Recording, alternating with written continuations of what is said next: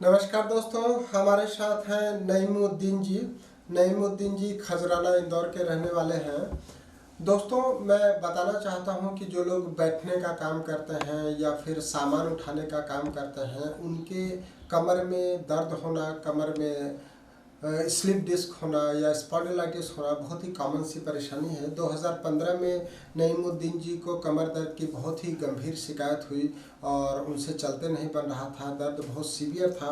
मेरे पास पठान साहब लेकर के आए और बताया कि मेरे मित्र हैं, तो उनको मैंने बोला कि थोड़े महीने दवाई होम्योपैथी की खानी पड़ेगी और एक मैंने आसन बताया था सेतुबंध आसन। मैंने बोला कि लगातार करना पड़ेगा और आपका परेशानी ख़त्म हो जाएगा।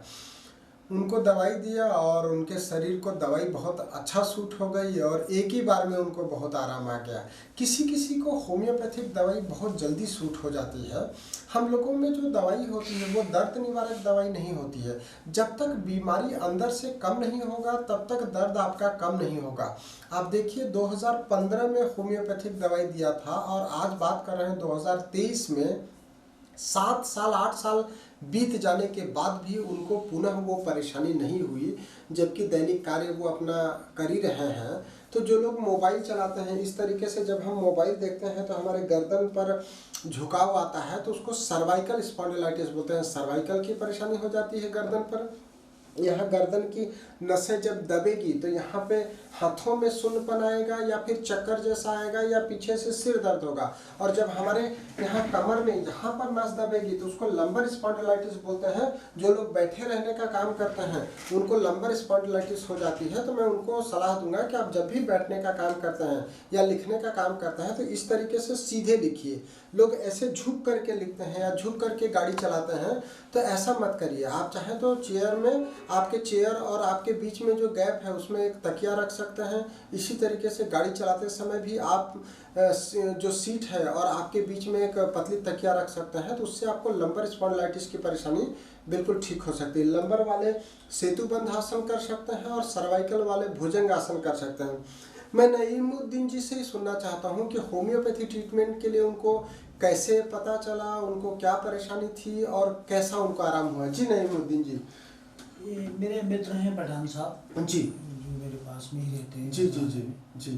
और ये आपसे दवा लेते जी थे जी, प्रोस्टेट का उनको परेशानी थी। हाँ, जी, तो उन्होंने बड़ी तारीफ करी, तो कहा कि बोले आप मेरे साथ डॉक्टर साहब के पास चलें, जी आपका जो है बढ़िया इलाज करवा दूंगा। जी जी जी। मैंने बहुत सारी दवाएं ली थी यहाँ पर हेलो। कैसे परेशानी हुआ था आपको ये? कमर दर्द में क्या है, मेरा बस बॉडी का वर्कशॉप है। बस बॉडी का, हाँ आपने बताया था मुझे। क्या है कि हमेशा इसका सामान उठाना हाँ, था। जी, उठाना धरने का तो काम है, मेहनत का भी काम बहुत जी है जी हमारा। जी जी जी। तो मैं उसमें ये आ गया था कहीं पे चपेट में। जी, एक्सरा भी MRI भी सब करा लीजिए जी, मगर जी, डॉक्टरों ने यही कहा कि कोई नस दब रही। जी, नस दबने से ही दर्द। हाँ, वो उसमें फिर हमने इलाज कराते रहा, उसमें कुछ इलाज में कुछ फायदा हुआ नहीं। जी, जब इन्होंने कहा तो हमने बोला चलिए ठीक है, आपकी भी बात मान लेते हैं, दिखा देते। जी जी जी।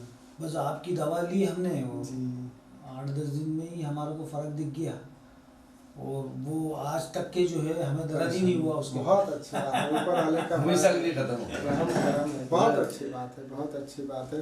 तो देखिए नईमुद्दीन जी आज मुझे मिलने आए, चूँकि इंदौर में राष्ट्रपति महोदय आई थी और उन्होंने मुझे बुलाया था होम्योपैथी ट्रीटमेंट के लिए, जानकारी लेने के लिए। तो धन्यवाद बहुत बहुत आपका डॉक्टर साहब। तो आज ये लोग मिलने आए थे, तो मैं सोचा कि आज इनसे भी हाल चाल कर लिया जाए।